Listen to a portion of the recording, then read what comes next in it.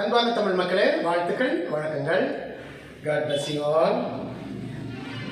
ஈரானை குறித்து, நம்முடைய இஸ்ரேல் தேசத்தை குறித்து இந்த நாளிலே ஒரு தெளிவான சிந்தனை உங்களுக்காக கொண்டு வருகிறேன்.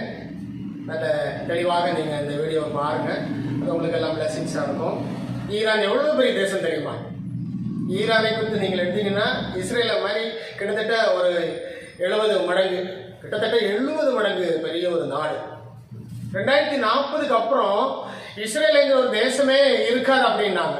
அதுதான் ஈரானுடைய ஒரு குறிக்கோள். 2040க்கு அப்புறம் இஸ்ரேலுங்கிற ஒரு தேசம் இருக்காது அப்படிங்கிற நிலையில தான் அவங்களை எய்ம் பண்ணி அவங்களுடைய வாழ்க்கை, தங்களுடைய பொருளாதாரங்களை சரியான வழியில யூஸ் பண்ணாம இந்த ப்ராக்சிஸ்களுக்கெல்லாம் செலவு பண்ணாங்க. பாத்தீங்களா? ஒரு குட்டி நாடு பாருங்க, ஈரானை வந்து அந்த அளவு அழிவுகளை ஏற்படுத்துவதற்கு ஈரான் தான் காரணம். ஸோ இது ஒரு நம்ம பெரிய அளவில் சிந்திக்கக்கூடிய ஒரு விஷயமாக இருக்கிறது. உலகமே இதை பார்க்கிறது. ஆனால் இந்த இஸ்ரவேலர்களை குறித்து பைபிள் என்ன சொல்லுது பாருங்க. பைபிள் தீர்க்க தரிசனம் ஒருவருமே பொய்யாகாது. ஏன்னா இஸ்ரேலுக்கு இந்த வேலை, இந்த சுத்து, அதாவது கிறிஸ்துவனுடைய காலத்தில் அந்த கிபி 70 அது முதல் சுத்துன்னு சொல்லலாம். அந்த முதல் சுத்து காலங்களில் கர்த்தராகிய இயேசு கிறிஸ்து சொன்னார், இந்த தேவாலயத்தில் ஒரு கல்லுக்கு மேலே ஒரு கல் இராதபடிக்கு எல்லாம் இடிக்கப்படும் அப்படின்னு சொன்னாங்க. அது கிபி 70, கிபி 33 சொன்னார். கிபி 70 அப்படியே நடந்தது. அவர் இடிக்கப்படும்னு சொன்னால் இடிக்கப்படும், கட்டப்படும்னு சொன்னால் கட்டப்படும். கிபி 33 தேவாலயம் இடிக்கப்படும், பட்டய கருக்கினாலே விடுவார்கள் அப்படிங்கிற வார்த்தை சொல்லப்பட்டது. யூதர்கள் கிட்டத்தட்ட 60 மில்லியன் யூதர்கள் கொல்லப்பட்டார்கள். கிபி 33 சொல்லப்பட்ட தீர்க்க தரிசனம் கிபி 70 7வது ரோம பேரரசுடைய காலத்தில் ஜெருசலேம் பிடிப்பட்டது. அவன் ஜெருசலேமை அழித்தான், தேவாலயத்தை இடித்தான், யூதர்களை துரத்தி அடித்தான், யூதர்களை இன்னும் ஒரு சில யூதர்களை கொன்று குவித்தான், பிள்ளைகள் உட்பட. ஏன்னா அது கிறிஸ்துவனுடைய வார்த்தை. பார்த்தீங்களா? இவனுடைய இரத்தப்பள்ளி எங்கள் மேலும் எங்கள் பிள்ளைகள் மேலும் வரக்கடவுது என்று சொல்லி அந்த காலங்களில் தேவனுடைய சமூகத்திலிருந்து அவர்கள் சாபத்தை பெற்றுக் கொண்டார்கள். சாபம் பொல்லாதது மனிதனுக்கு. ஆனா இது உங்களுக்கு இஸ்ரவேலுக்கு இப்ப இருக்குது 2வது சுத்து. பாத்தீங்களா? 1900 ஆண்டுகளுக்கு அப்புறம் வேர்ல்டு ஃபுல்லா செதறி கிடந்தவங்க அழகா உள்ள வந்துருக்காங்க. பாத்தீங்களா? இப்ப 2வது சுத்துல இவங்களுக்கு ஆதரவா தான் பைபிள் வசனம் இருக்குது. தேவனாகிய கர்த்தரும் இருக்கிறாரு. கர்த்தரை மீறி யாருமே ஒன்றும் செய்ய முடியாது. பாருங்க, நான் தீர்க்க தரிசனத்தை உங்களுக்கு நான் வாசிக்கிறேன் பாருங்க. இஸ்ரவேலை சிதறடித்தவர் அதை சேர்த்து கொண்டு ஒரு மெய்ப்பன் தன் மந்தையை காக்கும் வண்ணமாக அதை காப்பார். பாத்தீங்களா? காப்பார் அப்படிங்கிறது காப்பாற்றுவார். கர்த்தர் யாக்கோபை மீட்டு, யாக்கோபுன்னு சொன்ன இஸ்ரேல் என்கிற அந்த வார்த்தை நல்ல அருமையான ஒரு வார்த்தை. பாருங்க, கர்த்தர் யாக்கோபை மீட்டு அவனிலும் பலத்தவன், பாத்தீங்களா? அவனிலும் பலத்தவனுடைய கைக்கு அவனை நீங்களாக்கி விடுவிக்கிறார். இப்ப இஸ்ரேலை விட ஈரான் பெரிய மடங்கு பெருசு, கிட்டத்தட்ட 70 மடங்கு பெருசு. அப்ப பலத்தவன் தானே. பாத்தீங்களா? கர்த்தர் யாக்கோபை மீட்டு அவனிலும் பலத்தவனுடைய கைக்கு அவனை நீங்களாக்கி விடுகிறார்.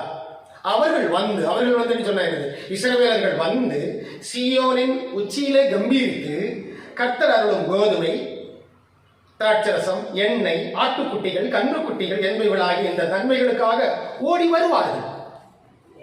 1900 ஆண்டுகளுக்கு அப்புறம் தான் ஓடி வந்திருக்கிறாங்க. கர்த்தர் அதை கூட்டி சேர்த்தார். பாருங்க, அவர்கள் இனி தொய்ந்து போவதில்லை அப்படின்னு. அவர்கள் இனி தொய்ந்து போவதில்லை. இப்படி நிறைய தீர்க்க தரிசனம். அவங்க 2ஆம் முறை வந்தாங்கன்னா, 2ஆம் சுத்துல வந்து நின்னாங்கன்னா அவங்க ஜெயிச்சுக்கிட்டே இருப்பாங்க. இப்ப பாருங்க, இதை ஆரம்பிச்சு வச்சவங்க பாத்தீங்களா? ஹமாஸ்.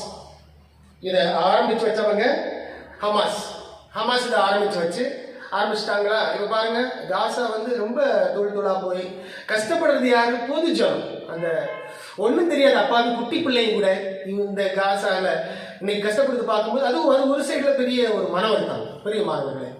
ஆனாலும் பாருங்க, ஹமாஸ்லையும் கிட்டத்தட்ட 60% அழிந்தார்கள். இன்னும் 2% 40% பேலன்ஸ் இருக்குது. அவர்கள் அழித்து தீரும் மட்டும் இப்ப இந்த ஹமாஸ் யுத்தம் வந்து நிற்காது. மேக்சிமம் அங்க இருக்க இஸ்ரேலிய தலைவர்கள் சொல்லும் பொழுது இன்னும் ஒரு 2 வருஷமாவது பிடிக்கும் அப்படின்னு சொல்லி காசா யுத்தம் நிற்கிறோங்க. பார்த்தீங்களா? இன்னும் ஒரு 40% ஹமாஸ் தீவிரவாதிகள் இருக்கிறாங்க. இப்ப இனி அடுத்து தலைவராக வர இருக்கிறவர், அவருக்கு பேர் இப்ப நமக்கு கிடைச்சிருக்கு, புதுசா வர இருக்கிறவர் இஸ்ஸதீன் அல் ஹதாத் அப்படிங்கிற ஒருத்தர் வராரு. வர இருக்கிறார். மேக்சிமம் அவர் தான் கொண்டு வருவாங்க. இஸ்ரதீன் அல் ஹதாத், இவருக்கு 2 பசங்க இருந்தாங்க. 2 பசங்களும் இஸ்ரேலால் கொல்லப்பட்டாங்க.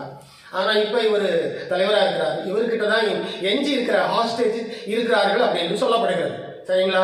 இப்போ ஆனால் இவருடைய தலைமையில் இனிமே காசாவை ஒப்படைச்சு அல்லது பாலஸ்தீனாவை ஒப்படைச்சு ஒரு புதிய ஆட்சி வருகிற நாட்களில் கொண்டு வருவார்கள். இவர் வந்து இஸ்ரேலுக்கு நம்பிக்கைக்குரியவர்களாக இருந்தாருன்னா கண்டிப்பாக கட்டி எழுப்புவாங்க. ஆனால் இதுக்கு இன்னும் டைம் ஆகும் பாருங்க, உடனடி அது நடக்காது. அதனால காசா யுத்தம் முடியவில்லை. இஸ்ரேலுக்கு பாருங்க டெல் அவிவ்ல நஷ்டங்கள் இருக்கிறது. கண்டிப்பா வீடுகள் சேதமானது. அதான் ஈரான்ல இருந்து மிசைல் ஃபயர் விட்டுட்டு இருக்கிறாங்க. மிசைல் ஃபயர் விட்டு ஏகப்பட்ட டேமேஜஸ் பண்ணிட்டாங்க. ஆனா அவங்க என்ன பண்ணிடுவாங்க, ஒரு 4-5 வருஷத்துல என்ன பண்ணுவாங்க, எல்லாத்தையும் கட்டி எழுப்பிடுவாங்க. இஸ்ரேலுக்கு உதவி செய்ய உலகமெங்கும் இருக்கிற யூதர்களும் அமெரிக்க போன்ற நாடுகளும் பகிரங்கமாக உதவி செய்வார்கள். ஆனால் ஈரானுடைய நிலைமை இன்னைக்கு என்ன அப்படின்னு சொல்லி நான் யோசித்து பார்க்கும்போது நான் உங்களுக்கு வரிசையா சொல்றேன் பாருங்க. ஈரானுக்கு முழுமையான ஒரு அழிவு பாருங்க, முழுமையான ஒரு அழிவு. முக்கிய நகரங்கள் எல்லாம் சேதமானது, மனித வளம் சீர்குலைந்தது, இராணுவ கிடங்குகள், விமானப்படை தளங்கள் எல்லாமே என்ன செய்யுது, இந்த 12 நாளில் அழிக்கப்பட்டது. அதுக்கப்புறம் உணவு இருப்புகள், அப்புறம் போக்குவரத்து வசதிகள் பிளாக்கேஜ் ஆயிடுச்சு. மேல இன்னும் பல ஆண்டுகள் ஆகும் என்று சொல்லி அரசியல் நோக்கர்கள் சொல்றாங்க. ஈராக்கு பாருங்க ரொம்ப டவுனாக இருக்கு பாத்தீங்களா, மீண்டு வரல பாத்தீங்களா. இப்ப ஈரானும் அதே நிலைமைக்கு தள்ளப்பட்டது. எண்ணெய் கிடங்குகள், எண்ணெய் கிணறுகள் மற்றும் பொருளாதார தடை மற்றும் பொருளாதார சரிவு, சர்வதேச தடைகள், ஹெலிகாப்டர் எல்லாம் பறக்க முடியாது, அதெல்லாம் அடிச்சு நொறுக்கிட்டாங்க. விண்வெளி சிக்னல் இல்லை, அதையும் இஸ்ரேல் என்ன பண்ணிட்டாங்க, கண்ட்ரோல் பண்ணிட்டாங்க. தொழிற்சாலைகளையும் சேதமடைந்தது. ஈரானுடைய மெயின் டிவி ஸ்டேஷன் அதுவும் சேதமடைந்தது. போடோ, இஸ்வாஹான், தெஹ்ரான் போன்ற அணு உலை நிலையங்கள் எல்லாமே டேமேஜ். பார்த்தீங்களா, ஒரு குட்டி மாதிரி இருக்கிற ஒரு நாடு, ஒரு சின்ன நாடு எழுந்து வந்து அழகா இவ்வளவு பெரிய நாட்டை, இவ்வளவு பெரிய நாடாக இருக்கின்ற அந்த ஈரானை என்ன செய்தது, கவி போட்டிருக்கிறது. ஆனாலும் இப்போ அவங்க பாருங்க சரண்டர் ஆக மாட்டேங்கிறாங்க. இப்ப ஈரான் இனி கண்டிப்பா ஃபுல் கட்டமைப்புக்குள்ளாடி அவங்க வரணும்னா லேட்டா காலங்கள். ஒருவேளை கத்தார், ரஷ்யா, சீனா போன்ற நாடுகள் உதவி செஞ்சாங்கன்னா கொஞ்சம் சீக்கிரமா மேல வரலாம். ஸோ இதுதான் இன்றைக்கு நிலைமை. ஆக இஸ்ரேல் பூத்து காய்த்து உலகத்தை நிரப்பக்கூடிய ஒரு தேசம். அந்த மாதிரி தான் அடுத்த தீர்க்க தரிசனங்கள் அப்படிதான் இருக்குது. இஸ்ரேலில் 3ஆம் தேவாலயம் கட்டுவதற்கான யுத்தம் தான் இது. அல்லஸ்கா மசூதி சம்பந்தமான யுத்தம் தான். அப்படியே ரவுண்டிங் பண்ணி எங்க போனாலும் அது அல்லஸ்கா மசூதியில் நிற்கும். இது வருகின்ற நாட்களில் இது எப்போ நிற்குது, எப்போ முடியுது அப்படிங்கிறது யாராலையும் சொல்ல முடியாது. ஏன்னா இங்க ஈரானே பாருங்க, ட்ரம்ப் சொல்லிட்டாரா, ட்ரம்ப் ஆல்ரெடி ஈரானுக்கிட்ட ஒரு 5 சுத்து பேச்சு நடத்தினாரு. அதாவது நியூக்ளியர் டீல் நம்ம 2 பேரும் வச்சுக்கலாம், நம்ம 2 பேரும் அதை பரஸ்பரம் பேசி அதை நாம என்ரிச்மெண்ட் பண்ணிக்கலாம் அப்படிங்கிற ஒரு ஐடியால கிட்டத்தட்ட ஒரு 5 சுத்து, ஒரு 30 நாள் அதற்கு டைம் எடுத்தது. அதுக்கப்புறம் தான் ட்ரம்பும் என்ன செய்ய வேண்டியிருந்தது, களத்தில் இறங்க வேண்டியிருந்தது. ட்ரம்ப் எல்லாம் யுத்தங்களை விரும்பக்கூடிய நபர் கிடையாது. அவர் நல்ல ஒரு பிசினஸ் மேன், எல்லா நாடுகளையும் வளப்படுத்தி கொண்டு வரணும்னு நினைப்பாரு. அடிக்கடி சொல்றதை கொஞ்சம் மாத்தியும் பேசுறாரு. ஒரு சில கன்ஃபியூஷன் அவர்கிட்ட இருக்கவும் செய்யுது. இருந்தாலும் யுத்தத்தில் நாட்டம் உள்ளவர் கிடையாது. அதனால தான் அந்த V2 பாம்பரை கொடுத்து பார்த்தீங்களா, ஒரு நாள் 2 நாள் அடிச்சுட்டாரு. என்ன பண்ணிட்டாரு, அவர் அமெரிக்காவில் போய் உட்கார்ந்துக்கிட்டு சமாதானத்துக்கு வருவோம் அப்படின்னு பேசிட்டாரு. ஆனால் ஈரான் இன்னும் சரண்டர் ஆகிற மாதிரி தெரியல. அதனால ஈரானுக்கு மறுபடியும் அழிவுகள் வந்துச்சுன்னா ரொம்ப சேதங்களை அவர்கள் சந்திக்க வேண்டியிருக்கும். ஈரானுக்காக ஜபித்துக் கொள்வோம், காசா மக்களுக்காக ஜபித்துக் கொள்வோம், இஸ்ரேல் மக்களுக்காக ஜபித்துக் கொள்வோம், உலக சமாதானத்துக்காக ஜபித்துக் கொள்வோம். உலகம் யுத்தங்களை விட்டு மீண்டு வந்துச்சுன்னு சொன்னா கொஞ்சம் சமாதானங்கள், ஆசீர்வாதங்கள் உலக மக்களுக்கு எல்லாருக்கும் உண்டாகும்.